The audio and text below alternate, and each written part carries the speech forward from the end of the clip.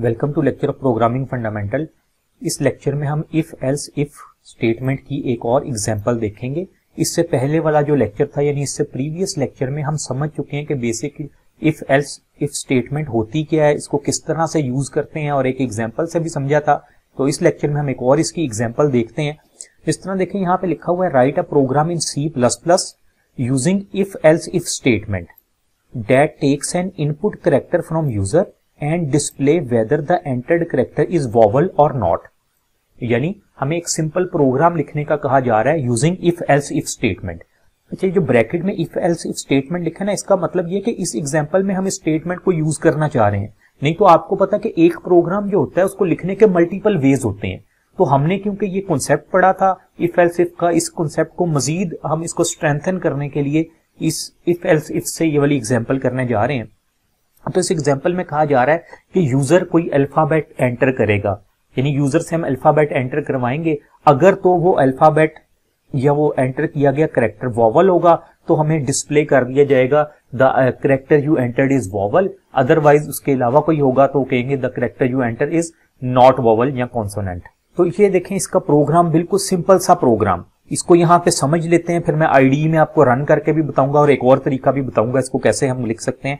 देखिए, सबसे पहले यहाँ पे लिखा हुआ सी इन अल्फाबेट, यानी हमने एक करेक्टर टाइप वेरिएबल डिफाइन कर लिया जिसका नाम अल्फाबेट है और हमसे आउटपुट में पूछा जाएगा कि आप एक अल्फाबेट एंटर करें। यानी हम इससे पहले आप लाइन नंबर 3 और 4 के दरमियान आप लिख सकते हैं cout please enter the character और प्लीज एंटर अल्फाबेट, ताकि हमारे पास आउटपुट स्क्रीन में वो लिखा आ जाए। जैसे ही आप सी इन अल्फाबेट कोई अल्फाबेट एंटर करेंगे, अब देखें अल्फाबेट आपने एंटर करना है। आप स्मॉल अल्फाबेट भी कर सकते हैं, कैपिटल में भी कर सकते हैं। तो इसलिए मैंने यहां पे इस तरह से लिखा if alphabet is equal to A और, ये हमारा लॉजिकल ऑपरेटर है, और को हम इस तरह से लिखते हैं और alphabet is equal to small A. अब इसका मतलब क्या है? इसका मतलब ये है कि इन दोनों में से कोई एक भी, अगर जो यूजर है वो कैपिटल ए एंटर करे या स्मॉल ए एंटर करे, इन दोनों में से कोई भी एंटर करेगा तो हमारे पास क्या लिखा आएगा? आउटपुट में लिखा आएगा द करेक्टर इज वॉवल। या आप जो भी लिख सकते हैं, the alphabet you entered is vowel, जो भी आप डिस्प्ले करवाना चाह रहे हैं। इसी तरह देखिए, फिर मैंने लिखा else if alphabet is equal to E और alphabet is equal to capital E, यानी स्मॉल ई या कैपिटल ई भी लिखे तो हमारे पास आउटपुट क्या है? The character is vowel.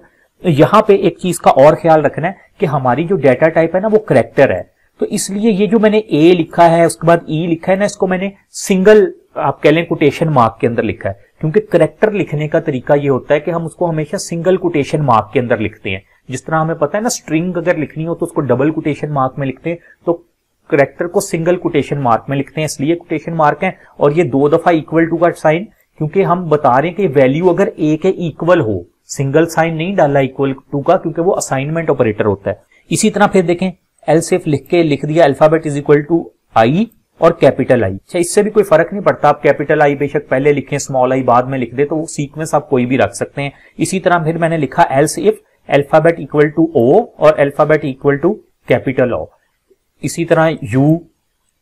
तो अब इसका मतलब है कि मैं इन ए ई आई यू बेशक स्मॉल एंटर करूं या कैपिटल एंटर करूं, मेरे पास आउटपुट में क्या लिखा आएगा? Character is vowel.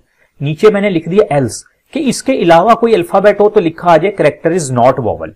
तो एक सिंपल सा प्रोग्राम है जिसको हम रन करके देख सकते हैं। अच्छा, ये तो एक तरीका हो गया, हमने इफ एल्स से कर लिया उसको, इफ एल्स इफ से। हम इस प्रोग्राम को सिंपल इफ एल्स से भी कर चुके हैं, जो कर सकते हैं, जो कि स्टेटमेंट हमने पहले पढ़ी हुई है इफ एल्स स्टेटमेंट। यहां तो एल्स इफ का यूज किया है ना, वो कैसे होगा ये देखें। ये वही प्रोग्राम जो इधर 17 लाइन में है, यहां पे 9 लाइंस के अंदर खत्म हो गया।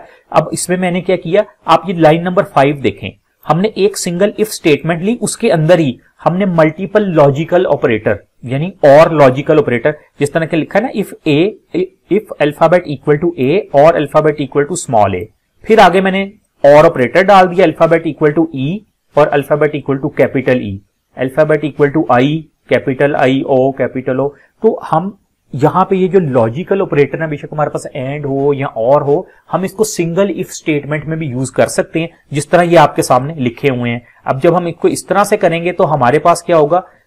लिखा आ जाएगा आउटपुट में करेक्टर इज वॉवल। इसके अलावा अगर कोई होगा तो लिखा आ जाएगा करेक्टर इज नॉट वॉवल। तो ये जो दूसरा प्रोग्राम है ना, ये वाला, ये मैंने सिर्फ इसलिए यहां पे लिखा कि आपको पता लग जाए इसका यूज क्या है, हम किस तरह से कर सकते हैं। हम ये एल्स इफ वाला तरीका भी सही है, ये जो हमने पहले देखा, और ये एक सिंगल इफ स्टेटमेंट के अंदर लिख के साथ एक एल्स में हमने करवा दिया नॉट वॉवल, तो ये भी हम कर सकते हैं अडॉप्ट। अब आपको उसके प्रॉब्लम के ऊपर और प्रैक्टिस के ऊपर डिपेंड करता है कि आप कौन सी अप्रोच को यूज करना चाहेंगे। हाँ, अगर तो हमें लिखा आ जाता है, जिस तरह यहाँ पे लिखा है ना कि एक प्रोग्राम हमने लिखना है जिसमें आप इफ एल्स इफ स्टेटमेंट का यूज करें, फिर तो ये जो नंबर 1 मेथड है आपको यही करना पड़ेगा। अगर सिंपल आ जाता है कि write a program in C++ that takes input character from user, फिर आप बेशक सिंपल इफ एल्स से कर लें, तो वो आपकी उस पर डिपेंड करता है कि आप कौन सी अप्रोच को अडॉप्ट करना चाहते हैं। अब इन्हीं दोनों को हम आईडीई में भी रन करके देख लेते हैं कि आया कि जिस तरह हमने ये इकट्ठा लिखा है, हमने एक ही स्टेटमेंट में मल्टीपल और जो है लॉजिकल ऑपरेटर्स यूज किए हैं, तो क्या इस तरह से भी हमें आउटपुट सही आएगी। इसकी वेरिफिकेशन के लिए हम इसको एक दफा आईडीई में रन करके देख लेते हैं। जो प्रोग्राम आपने अभी देखा था, मैंने उसको आईडीई में टाइप कर लिया है। इसको थोड़ा सा मैं जूम कर लेता हूं ताकि विजिबिलिटी कुछ और बेहतर हो जाए। ये देखिए, बिल्कुल इसी तरह हमने लिख लिया, सी इन अल्फाबेट करें और उसके बाद alphabet equal to A, small A, E, I, O, U, हमने सारा लिख लिया। ये एल्स इफ के साथ हमने लिखा, आप देख सकते हैं एल्स इफ लिखा हुआ और एंड पे एल्स।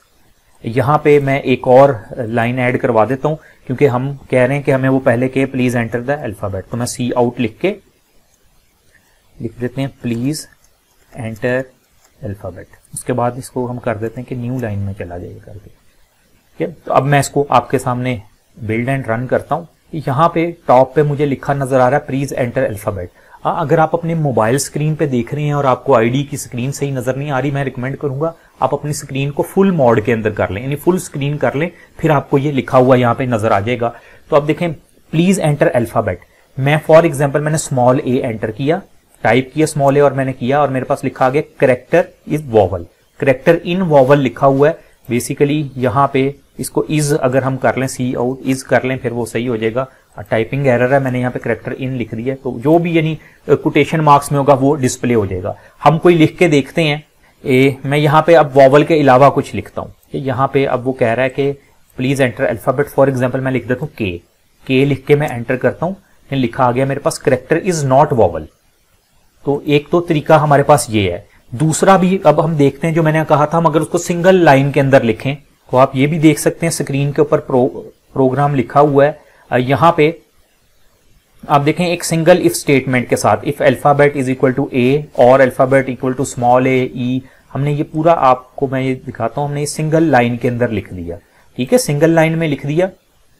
यहां पे ये मैंने एक स्टेटमेंट लिखी थी, इसकी भी जरूरत नहीं है हमें, मैं इसको खत्म कर रहा हूं। ये एक और कॉन्सेप्ट है, हम आने वाले लेक्चर में देखेंगे। तो बहरहाल ये हमने इसको सिंगल उसके अंदर लिख दिया है, इफ स्टेटमेंट के साथ साथ मैंने एल्स लिख दिया। अब इसको हम करते हैं बिल्ड एंड रन। देखें यहाँ पे कह रहा है प्लीज एंटर अल्फाबेट, मैं फॉर एग्जांपल कैपिटल आई मैंने एंटर किया, मेरे पास लिखा आ गया करेक्टर इज वॉवल। ठीक है, इसी तरह अगर मैं कोई और मसलन मैं के एंटर करता हूं, यहाँ पे मैं करता हूं के को एंटर, के कैपिटल के लिखा और आ गया करेक्टर इज नॉट वॉवल। ठीक है, तो ये दो वेज थे जो अभी हमने देखे कि हम उसको सिंगल इफ के साथ भी लिख सकते हैं और इफ और एल्स इफ के साथ भी हम ये वाला प्रोग्राम कर सकते हैं। तो उम्मीद है इस एग्जाम्पल से आपका मजीद जो है एल्स इफ स्टेटमेंट का कॉन्सेप्ट वो क्लियर हो गया होगा। Thank you.